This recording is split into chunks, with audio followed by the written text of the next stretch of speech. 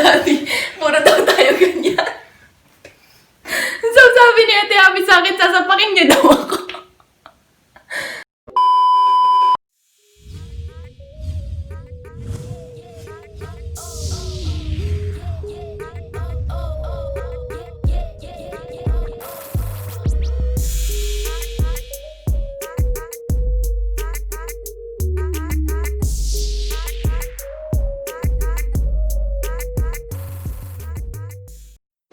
Maagang gabi, ganda ni Kans. Papadilim na po at narito tayo muli sa aming bubungan. Nasabi ko na sa inyo na ang aming lalawigan ng Bulacan ay maganda, maunlad, at mayaman sa kasaysayan, di ba? Pero bukod dyan, hitik din po kami sa mga kwento ng kababalaghan.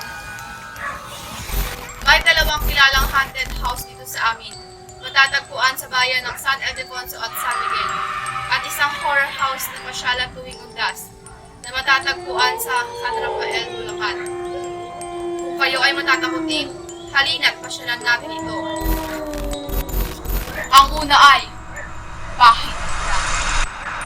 Tara at tuklasin natin ang nababalot na kababalaghan sa bahay na ito. Ito ay laging nadadaanan kung papunta kayong Nueva Ecija sa norte. Matatagpuan sa Barangayan Yatam, San Ildefonso, Bulacan. Itinayo ito taong 1928 at unang tinawag na Don Ramon Ilusorio Mansion. Halaw sa pangalan ng may-ari ng isang mayamang hasyendero. May dalawang palapag at halos gawa sa kahoy. Ito ay pininturahan ng kulay pula at tuluyan na ngang tinawag na Bahay na Pula. Ikapito ng Disyembre taong 1941 nang bombahin ng Imperial Japanese Navy Air Service ang naval base ng Amerika sa Pearl Harbor sa Honolulu.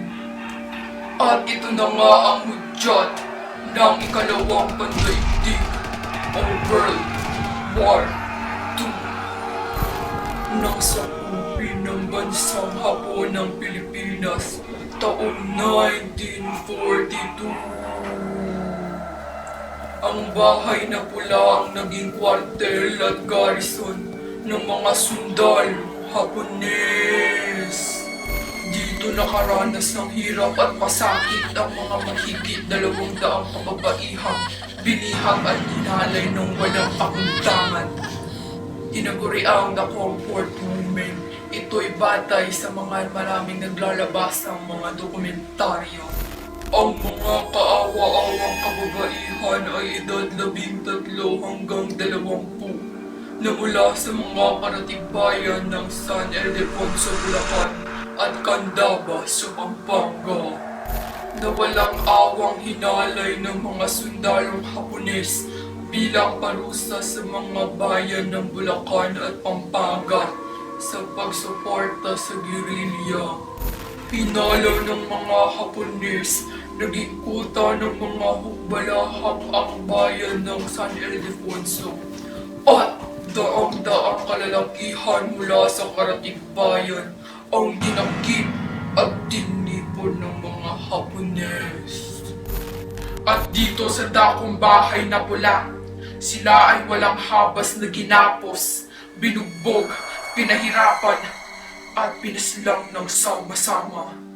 Tanyag ang Bahay na Pula sa magaran niyang istruktura at kastilang disenyo. Ngunit dahil sa malagim niyang naging kasaysayan, lubha siyang kinatatakutan ngayon.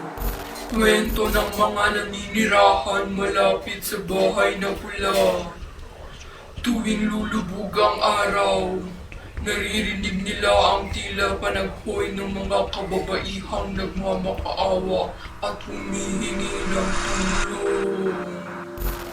Mga panaghoy animoy nagmula sa terasa, sa ikalawang palapag, at paniniwala ng mga kapitbahay na dapat kang bumusina kung ika'y dadaan sa harap ng bahay. Tanda ng paggalang sa alaala at kaluluwa ng mga kaawa-awa nating kababayan na pinahirapan at pinaslang dito.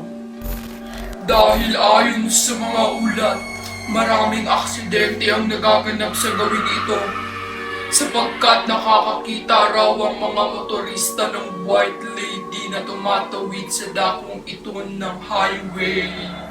Ang bahay na pula ay tuluyang giniba taong 2016 dahil sa alitan ng miyembro ng pamilyang Ilosorio. Ngunit muli itong binuo matapos ilipat ang bahagi sa Las Casas, Pilipinas de Apizar sa lalawigan ng Bataan. Natatakot na ba kayo? At ngayon, puntahan natin ang lumang bahay sa San Miguel, Bulacan. Halika at alamin natin ang istorya sa lugar na ito. Matatagpuan sa San Miguel, Bulacan. Itinayo ito may 134 taon nang nakakalipas. At pagmamay-ari ngayon ni Ginoong Eduardo David matapos itong ipamana sa kanya ng kanyang lola sa tuhod. Sapagkat naninirahan at nagtatrabaho sa Maynila, paminsan-minsan na lang niyang nadadalaw ang lumang bahay. Nasa pangangalaga ng mag-asawang Raul at Mayet, punong-puno ito ng mga antigong kagamitan. At ngayon nagdudulot ng takot at kilabot sa mga kapitbahay at nagsisidaan. Marami ang halos ayaw ng lumingon sa gawin ng malaking bahay, lalo't papalubog ang araw. Dahil may nakikita silang babaeng nakayuko sa bintana. Puti ang damit, mahaba ang buhok, at kung sumulyap man ay nanglilisik ang mga mata. Sa katahimikan ng gabing madilim, naririnig nila ang yabag ng isang taong hila ang kanyang paang may dalang kadenang bakal. Ang mga kalalakihang dating nag-iinuman malapit sa bahay ay ayaw nang umulit dahil sa karanasang nakakapanindig balahibo. Gumagalaw ang mga bakanting silya at ang mga baso'y kusang gumagalaw sa ibabaw ng lamesa habang nag-iinuman. Ngunit higit sa hilakbot ng mga kapitbahay at taong dumaraan ay ang takot ng mag-asawang Raul at Mayet sa pagbabantay ng lumang bahay. Punong-puno ito ng mga larawan at imahe ng mga santo. At tuwing papanhik sila ng handan upang maglinis ng ikalawang palapag, sinasalubong sila ng mga malamig na hangin. Sa oras ng pananghalian, maririnig nila sa baba ang waring yabag ng mga taong lumalakad sa itaas na may kalansing ng kadena. At sa pag-oras na para matulog, may takot silang nadarama na baka hindi na sila muling magising pa. Pinakamatinding naranasan ng mag-asawa na mismong si Mayet ang sapian ng spiritong ligang na halos ikamatay niya. Walang ibang nagawa si Raul kundi sampalin ang umuungol at humihiyaw na asawa upang tuluyan itong magising.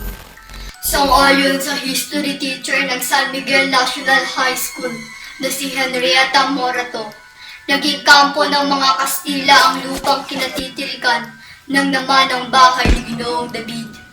At maraming bihag na Pilipino ang pinaslang ng mga mananakop sa lupang ito.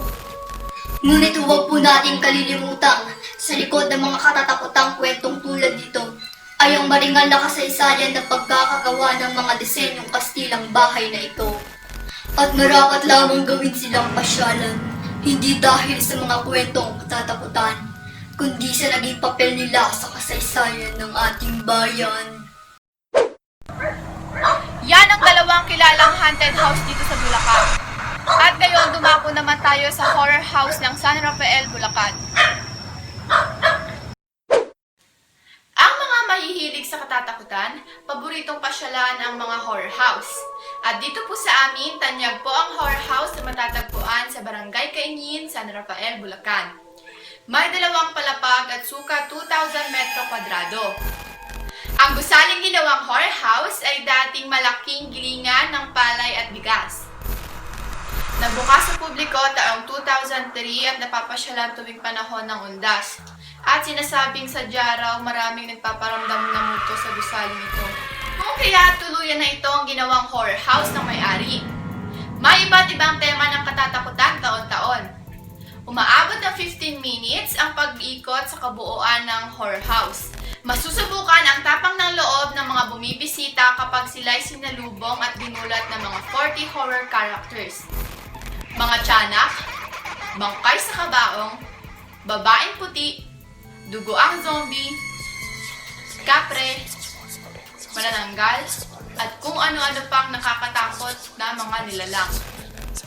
Tampok din ang ghost nun, horror wall, horror cemetery, jungle, haunted market, long cave, Sedacus Place, graveyard, at Balite Horror House. Bukas mula alas 6 hanggang alas 12 ng hating gabi. Ang entrance fee ay mahigit kumulang 50 pesos. Isang malaking lumang bahay na kalaunan ay naging rice mill o gilingan ng palay at bigas. Ito ay may 2 palapag at maraming silid. May lawak na 1 hektarya ang buong paligid, habang ang horror house naman ay may sukat na 2,000 square meters. Hanggang 6 na tao ang pwedeng magsabay-sabay sa paglibot sa buong horror house. At may 12 years ng sikat sa pasyalan at katatakutan ang San Rafael Horror House. Ngunit dahil sa COVID, hindi pa po natin sigurado kung mabubuksan ito sa darating na undas. So ayun po mga gandanikan, sana po nagustuhan nyo ang aking bubuong episode 3 horror edition. Hindi pa rin po talaga ako makamove on kanina sa pag-prank kay Ate Abby para sa aking intro. Sobrang natatawa talaga ako kanina eh. Inuulit ko po, alalahanin nating higit sa kababalaghang bumabalot sa mga lumang bahay na ito ay ang maringal na kasaysayan ng kanilang pagkakatayo. Maraming salamat! Paalam!